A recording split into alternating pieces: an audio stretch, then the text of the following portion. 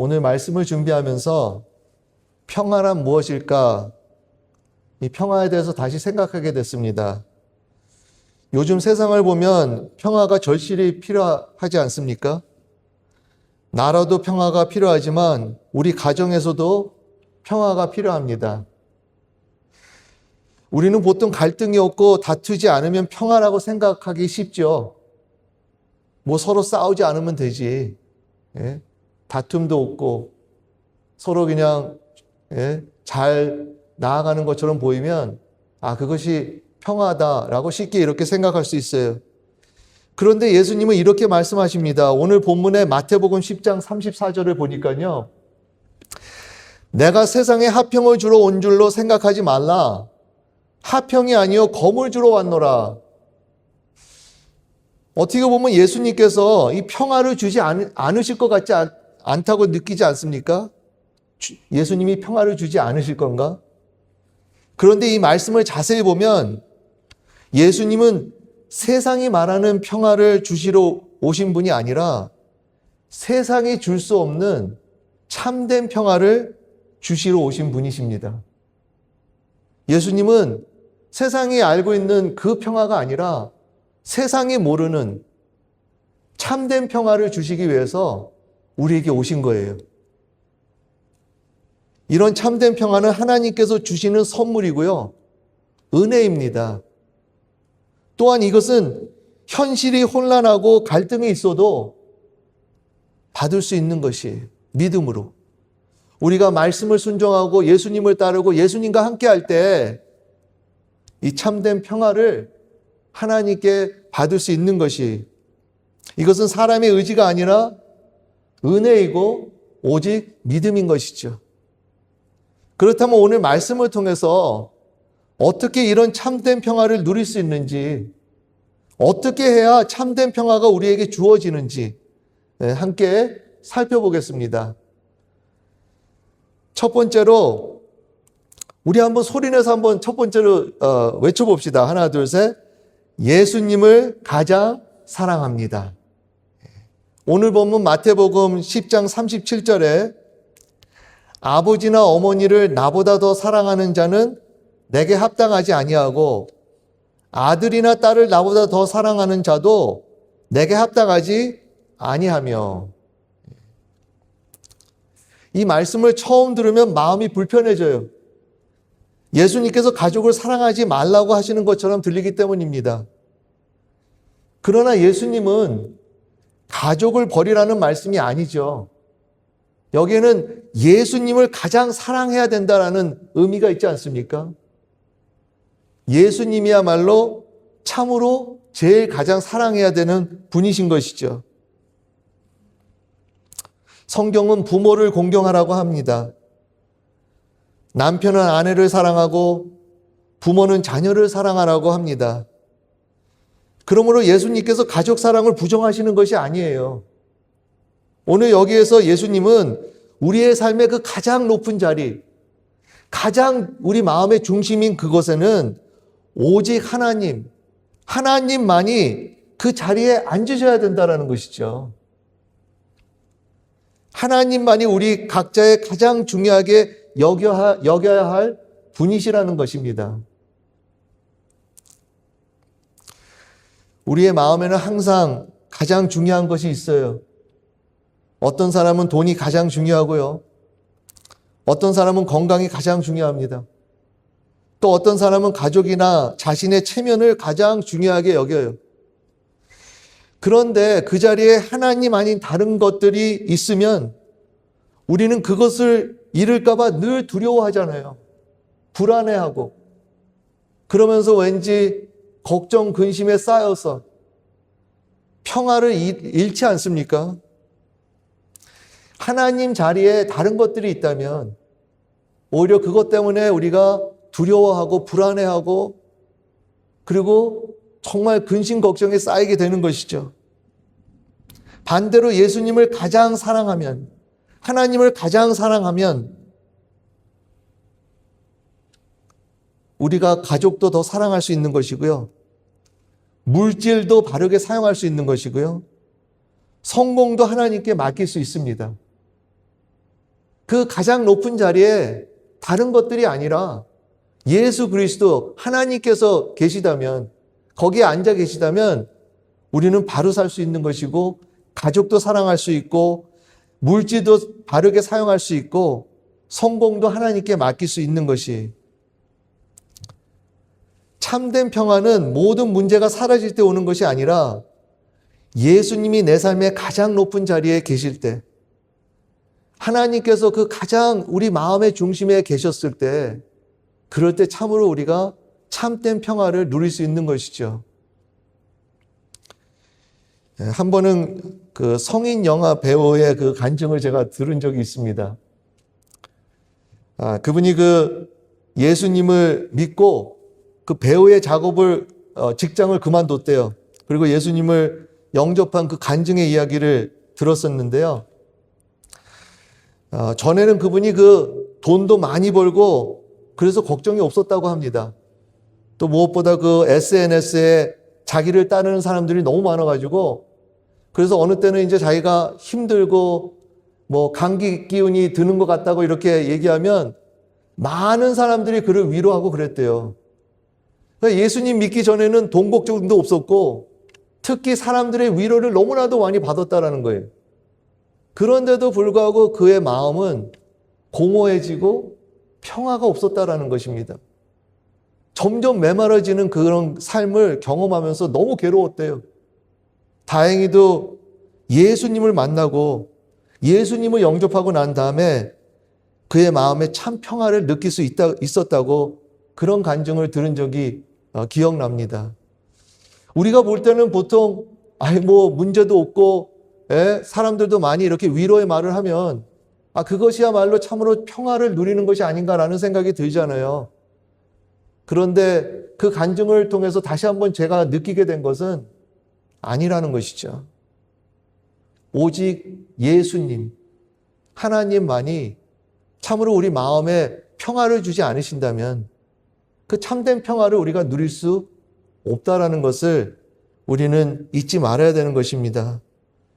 예수님과 하나님이 우리의 가장 높은 자리에 있지 않으면 참된 평화는 없는 것입니다. 아무리 많은 사람들이 좋아하고 물질의 풍부함으로 살아도 하나님이 나의 가장 높은 자리에 계시지 않으면 안 되는 것이, 우리에게 참된 평화가 있을 수가 없습니다. 오늘 우리 자신에게 질문해 봅시다. 여기 슬라이드를 보시면서 질문을 좀 보여주세요. 간단한 질문이에요. 근데 이 질문을 좀 보시면서 속으로 한번 대답해 보시기 바랍니다. 지금 내 삶에 가장 중요한 것은 무엇입니까? 예수님보다 더 붙잡고 있는 것이 뭐예요? 물질입니까? 사람들의 인정입니까? 다른 것들입니까? 예수님은 오늘 우리에게 말씀하십니다. 나를 가장 사랑하라. 하나님을 그 가장 높은 자리에 둬라. 그럴 때 하나님께서 우리의 삶을 바로 세우시고 세상이 줄 수 없는 참된 평화를 허락하시는 것이에요. 우리에게 이러한 은혜가 넘치기를 바랍니다. 잊지 마시고 혼돈하지 마세요. 예수 그리스도를 누구보다 더 높여야 되는 것이고요. 하나님을 그 높은 자리에 우리가 앉혀야 되는 것입니다.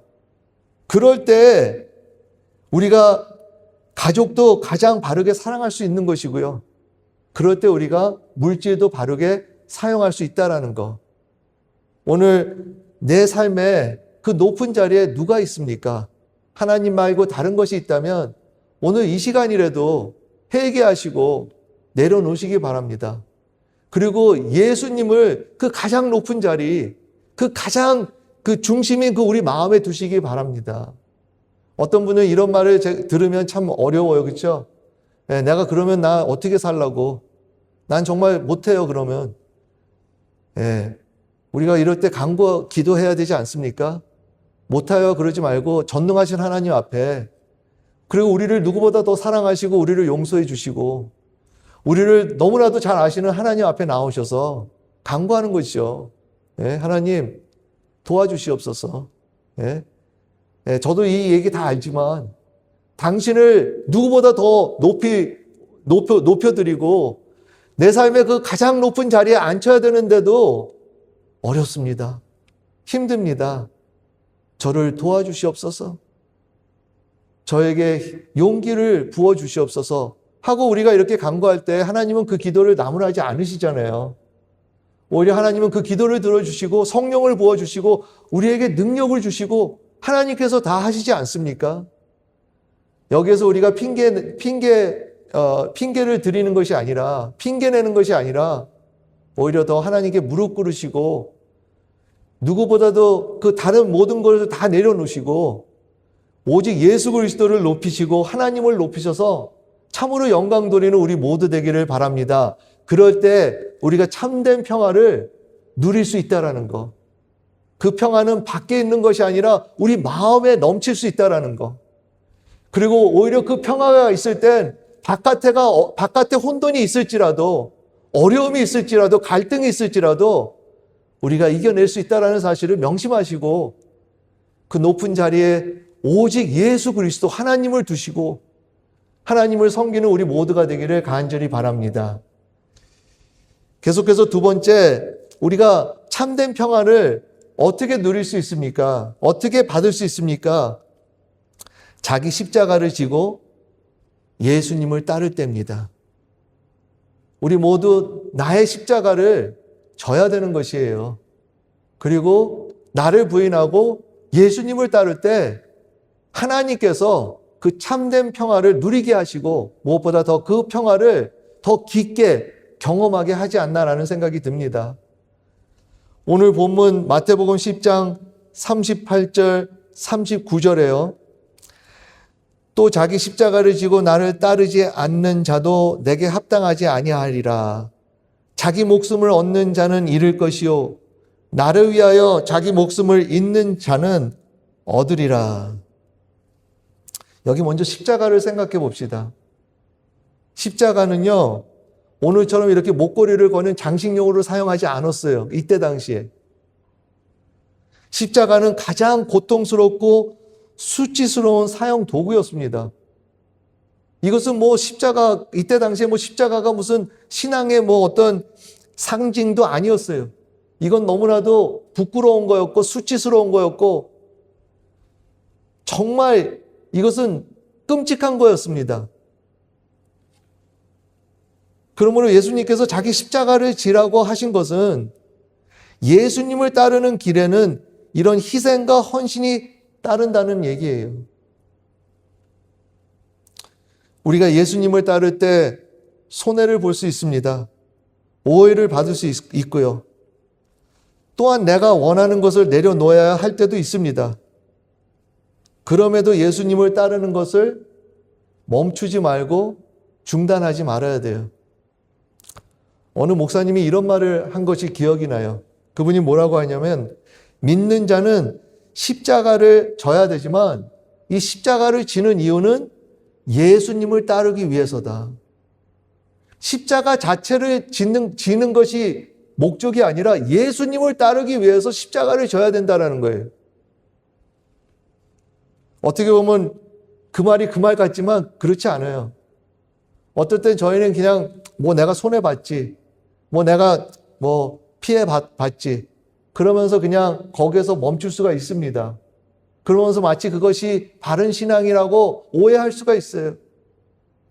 근데 그것은 반신앙이에요. 우리는 손해보는 이유, 피해 당하는 이유, 십자가를 지는 이유는 예수님을 따르기 위해서. 지금 예수님을 따르기 때문에 손해를 보고 계십니까? 피해를 당하고 계십니까? 계속해서 멈추지 말아야 되는 거예요. 중단하지 말아야 돼요. 예수님을 끝까지 따르셔야 되는 것입니다. 예수님께서 자신을 따르기 위해 손해나 피해를 당해도 멈추지 말라고 하시는 것이, 중단하지 말라고 하는 것입니다. 계속 예수님을 따르라고 하시는 거예요. 그럴 때 그것이 끝이 아니라 예수님께서 말씀하시는 것은 오늘 이 본문을 다시 보시면 마태복음 10장 38절 39절에 나를 위하여 자기 목숨을 잃는 자는 뭐예요? 얻으리라. 뭐를 얻습니까? 많은 것을 얻겠죠. 그러나 오늘 특별히 그 평화, 세상이 줄 수 없는 평화, 세상이 알지 못하는 평화를 예수님께서 주신다라는 거예요. 언제? 예수님을 따를 때, 십자가를 지면서 손해를 보면서 멈추지 않을 때, 중단하지 않을 때, 그러면서도 예수님을 따를 때 예수님께서 얻으리라. 참된 평화를 누리게 하시고 무엇보다도 그 평화가 더 깊어지는 것이죠. 반대로 예수님은 이렇게 말씀하세요. 오늘 본문 계속 보니까요. 여기 자기 목숨을 얻는 자는 뭐예요? 잃을 것이요. 어느 영어 성경에는 이 뜻을 이렇게 표현했어요. 예수님을 떠난 자신의 삶을 붙잡으려는 사람은 결국 그 삶마저 잃게 됩니다. 세상은 자기 자신을 지켜야 행복하다고 하지 않습니까? 너가 꼭 잡아야지. 너가 꼭 붙잡아야지. 그런데 예수님은 자기 자신을 붙잡는 사람이 잃고 예수님을 붙드는 사람이 얻는다고 말씀하고 계세요. 참 역설적이에요.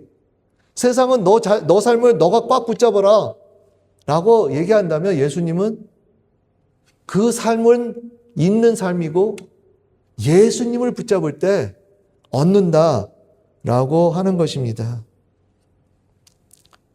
예수님께서 오늘 우리를 부르십니다. 너의 십자가를 지고 나를 따르라. 멈추지 말라. 중단하지 말아라. 끝까지 따를 때 거기에는 약속이 있고 또 무엇보다도 그 평화가 더 깊어지는 것이죠. 우리 성도님들 다 이거 경험하지 않았습니까? 우리가 그 손해를 보더라도 주님을 따르고 피해를 당해도 주님을 섬기고 멈추지 않고 중단하지 않고 끝까지 갈 때 그 평화가 더 깊어지잖아요. 저도 목회를 하고 주님을 섬기면서 손해를 본 적이 있습니다. 네. 시간과 물질을 들이면서 때로는 오해를 받고 때로는 저에게 힘들게 주위에 있는 사람들이 하고 솔직히 그 순간에는 왜 이런 일을 겪어야 하나 하는 마음도 들었어요. 그런데 시간이 지나 돌아보니 참 신기한 것은 후회하는 것보다 주님을 섬겼다라는 감사가 넘치더라고요. 그리고 무엇보다 제 마음에는 세상이 줄 수 없는 평화가 더 깊어졌어요. 그 평화가 더 넓고 더 깊고 우리 모두 다 경험했습니다. 오늘 잊지 마시기 바랍니다. 손해를 보시더라도 피해를 당하시더라도 멈추지 마시고 중단하지 마시고 끝까지 주님을 섬기시고 끝까지 주님을 따르셔서 그 평화, 그 깊은 평화, 그 큰 평화, 그 넘치는 평화 계속해서 경험하는 우리 모두 되기를 간절히 바랍니다. 하나님께서는 우리의 마음에 참된 평화를 더욱 깊게 하십니다. 이것이 주님을 따르는 사람에게 주시는 놀라운 은혜예요. 이 슬라이드를 보여주실래요? 요한복음 14장 27절. 평안을 너에게 끼치노니 곧 나의 평안을 너에게 주노라. 내가 너에게 주는 것은 세상이 주는 것과 같지 아니하니라. 너희는 마음에 근심하지도 말고 두려워하지도 말라. 우리 주님께서 약속하십니다. 그 참된 평화를 누리게 하시는 것만이 아니라 그 평화가 더 깊어지고 그 넘치는 평화, 그 평화를 우리에게 주시는 거예요. 이것이 참 놀랍지 않습니까? 세상은 이 평화를 위해서 얼마나 애를 쓰고 얼마나 힘들게 삽니까? 그런데 예수님은 나를 따르라. 끝까지 멈추지 말고 나를 따르라고 할 때 주님께서는 우리에게 평화를 누리게 하시는 것만이 아니라 그 평화가 더욱더 깊어지게 하시는 것이죠. 우리에게 이러한 은혜가 넘치기를 간절히 바랍니다. 세 번째, 마지막으로 보내신 사람들을 영접합니다. 예수님께서 마지막으로 이렇게 말씀하십니다. 마태복음 10장 40절에 너희를 영접하는 자는 나를 영접하는 것이요 나를 영접하는 자는 나를 보내신 이를 영접하는 것이니라. 이것은 단순히 한영만이 아니죠. 믿음의 표현입니다. 예수님을 믿는다면 그분이 보내신 사람을 받아들인다라는 것이, 내가 예수님을 영접하면 예수님께서 보내주신 그 사람을 영접한다라는 것입니다. 이것은 이때 당시 제자들만이 아니라 예수님을 믿는 우리 모두에게 해당합니다. 목사만이 아니라 장로, 권사, 집사, 성도 모두를 포함해서 예수님께서 우리를 보내세요. 믿으십니까? 예수님께서 우리를 그 자리로, 그곳으로 오늘도 보내신다라는 사실.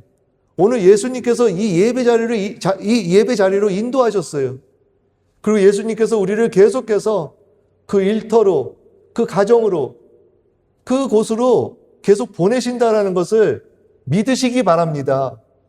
내가 이렇게 보냄을 받았다라는 생각을 하는 거와 그냥 나는 내가 책임이 있으니까 그렇게 하겠다는 거와는 차이가 너무 다르죠. 우리는 보냄을 받은 사람이라는 거, 그리고 예수님께서, 하나님께서 우리를 보내셨다라는 사실을 명심하시기 바랍니다. 근데 이것이 나만이 아니라 다른 사람들도요, 우리 삶에 하나님께서 보내주세요. 우리가 또 이거를 잊지 말아야 돼요. 이것을 믿어야 돼요. 나만 하나님께서 보내시는 것이 아니에요. 다른 사람들도 하나님께서 내 삶에 보내주십니다.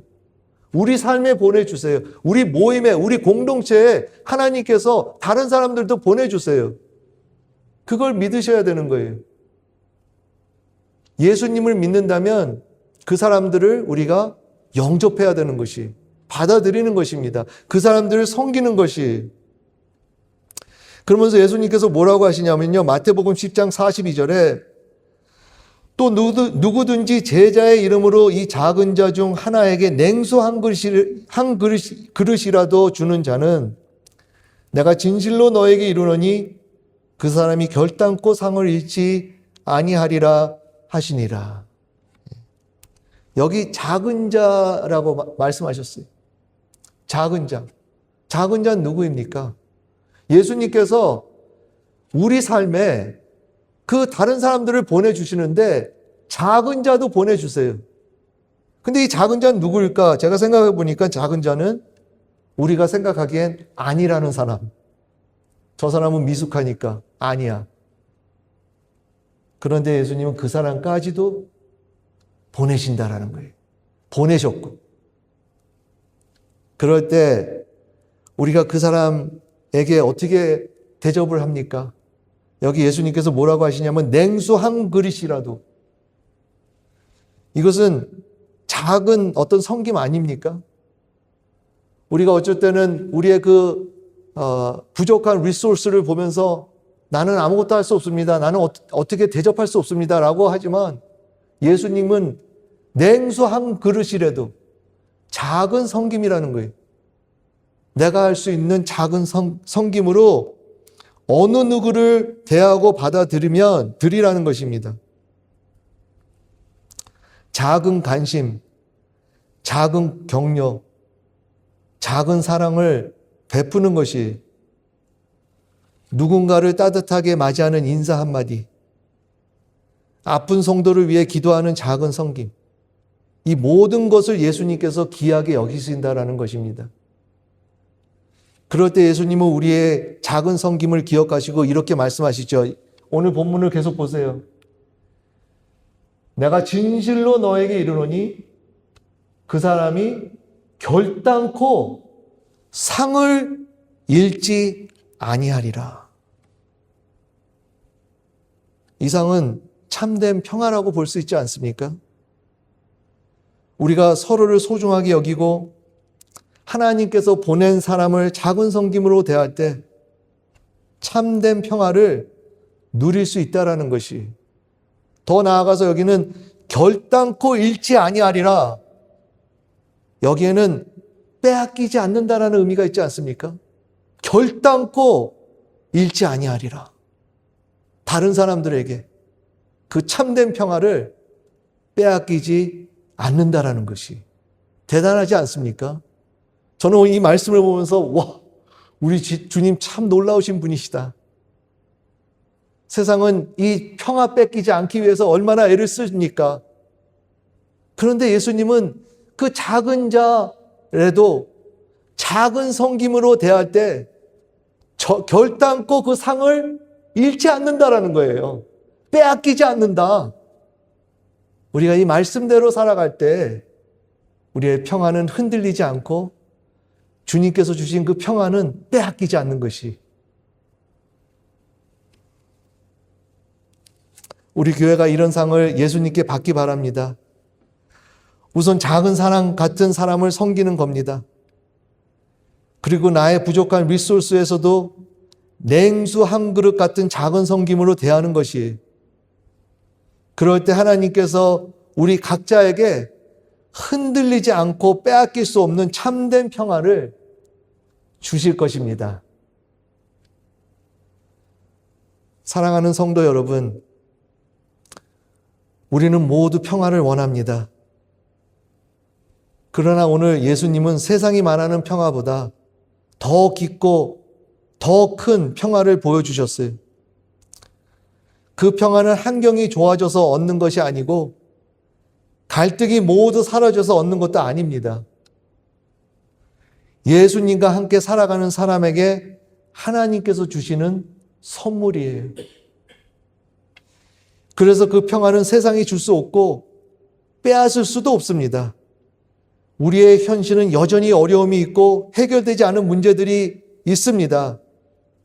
그러나 그런 가운데서도 예수님을 바라보고 살아갈 때, 우리가 이 말씀에 순종할 때, 그러면서 믿음으로 나아갈 때 하나님께서는 우리에게 우리의 마음을 붙드시고 참된 평화를 허락하십니다.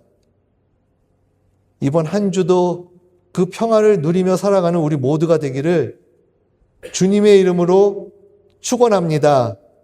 아멘. 우리 설교 요약을 봅시다. 참된 평화를 어떻게 누립니까? 어떻게 우리가 받을 수 있습니까? 예수님을 가장 사랑할 때, 그리고 나의 십자가를 지고 예수님을 끝까지 따를 때, 무엇보다도 보내신 사람을 영접하고 그 냉수 한 그릇 같은 작은 섬김으로 그 사람을 우리가 대접하고 섬길 때 우리가 평화를 계속 누릴 수 있고, 그 평화는 점점 더 깊어지며 무엇보다도 빼앗기지 않는 그런 평화라는 것을 명심하시기 바랍니다. 다 함께 기도하시겠습니다. 하나님 아버지, 감사합니다. 우리에게 이 참된 평화를 주셔서, 그래서 우리 마음이 흔들리지 않고 예수님으로 우리가 그 평화를 누릴 수 있고 그 평화를 정말 느낄 수 있음을 감사드립니다. 계속해서 오늘 이 말씀대로 살아가서 계속 참된 평화를 누리는 저희가 되게 하여 주시옵시고, 그 평화의 깊이를 더 경험하게 하여 주시옵시고, 무엇보다도 세상이 모르는 그 평화를 우리가 더 맛보면서 그 평화를 나눠주는 저희 모두가 될 수 있도록 은혜 베풀어 주시옵소서. 예수 그리스도 이름으로 기도드립니다. 아멘.